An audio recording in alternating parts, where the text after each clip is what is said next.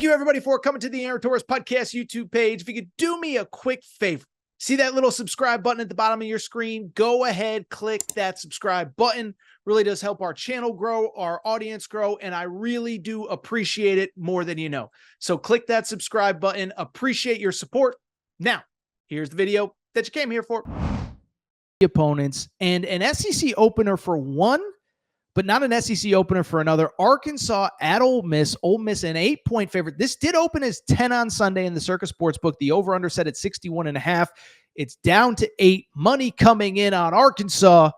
We're going to have a big pig invasion. Let's go ahead and discuss. First of all, credit to the Ole Miss Rebels. I don't know if this has ever happened. I'd actually be curious to know if, maybe their sports information department has put it out. Ole Miss alone in first place in the SEC.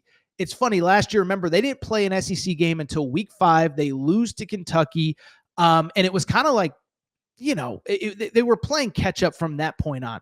Well, this year, first SEC game of the year was Kentucky hosting Ole Miss. Ole Miss gets the win. They're 1-0 in league standings. Nobody else except for Kentucky has played a game. So congrats to first place Ole Miss. Let's talk about that game last week at Kentucky. Think there's some positives. Think there's some things that definitely need to be worked on. No different than anyone else in college football.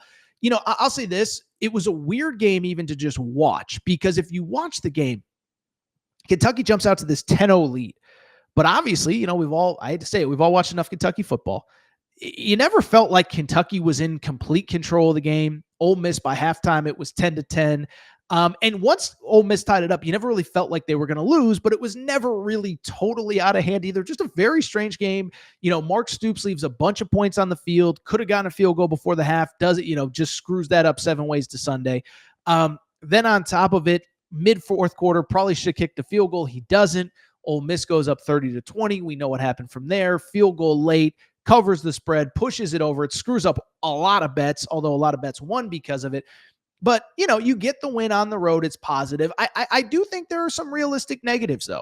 Austin Simmons, to date, and it's only 2 games, but, you're replacing a first-round pick at quarterback in Jackson Dart that appears to be ready to be an NFL starter very soon.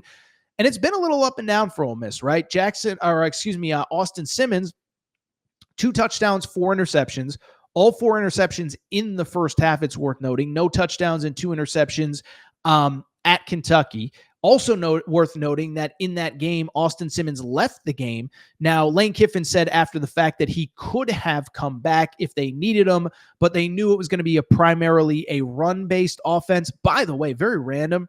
The kid who came in as the backup, Trinidad, what was his name? Trinidad Chambliss. I actually thought he looked good. He moved well. We didn't see him pass, but Lane Kiffin kind of acknowledged, we knew we were going to run the ball. We didn't need Austin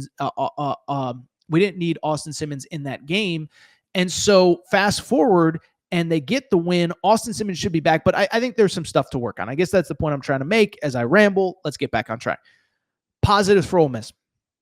They are running the football really well. We mentioned the backup Trinidad Chambliss, who looked good, but then Kawan Lacey, the transfer from Missouri, 2 games, 2 100-plus rushing performances, 100-plus yard running performances, I should say, including 138 yards on 28 carries, about 5 yards per carry against Kentucky. The defense with Ole Miss, I think, is interesting. It's easy to forget this, by the way. Remember, Ole Miss last year had a top 5 defense pretty much across the board, Walter Nolan, etc. Fast forward to this year, I think it's going to be a little bit more of a work in progress, and it is worth noting. Gave up a bunch of rush yards to Georgia State in week 1. And then in week 2 against Kentucky, Kentucky actually had more total yardage against Ole Miss than they did in week 1 against Toledo. Just bring it up to say I have some questions about that Ole Miss defense. Let's switch gears to Arkansas because, I think even Arkansas fans have questions about Arkansas. They're 2-0. The 2 wins over Alabama A&M and Arkansas State. Don't think beating Alabama A&M and a team coached by Butch Jones is exactly the resume that, people are going to go crazy over. But I also bring it up to say that you had 2 games and you looked exactly how you want to look. I also think it's interesting, by the way. You looked exactly how you wanted to look specifically on offense. First off, I don't know how many people know this. How many people know that Taylon Green is tied for the most passing touchdowns in college football? What is that kid's name? Maverick McIver or something like that from Western Kentucky has 10. Taylon Green has 10 as well. I think it's interesting. that also Mike Washington appears to have emerged as a running back one, 195 yards rushing in the 2 games, well over 100 yards against Arkansas State last week, 12 yards per carry. So he is really running the rock. But what I was going to say is that it was interesting. I heard, Lane Kiffin previewing this game talking about Arkansas. And he basically said, like, he said he didn't say Arkansas is tough to prepare for. He didn't say Sam Pittman's team is tough to prepare for. I don't know why I'm tripping over my words here.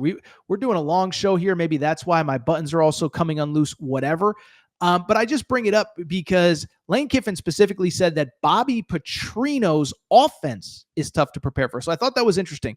Usually, you credit the head coach, whatever. And by the way, that's not a shot at Sam Pittman. I know Sam Pittman's been taking a lot of strays lately. I'm just saying I thought that was very interesting. Bring it up to say, as we get to the pick, we don't know a lot about Arkansas, but I actually like Arkansas to cover the +8. I don't think it's out of the realm of possibility that they pull off the outright upset in Oxford, okay? So again, we don't know much about Arkansas, but what we do know is this. First of all, I don't know how many people know this part outside of Arkansas fans. Arkansas has played Ole Miss very tough in the Sam Pittman era, outside of last year, by the way, when Ole Miss had a first-round pick at quarterback in Jackson Dart. And, oh, by the way, Arkansas had maybe the worst secondary in college football, certainly in the SEC. Worst secondary in the SEC, whatever.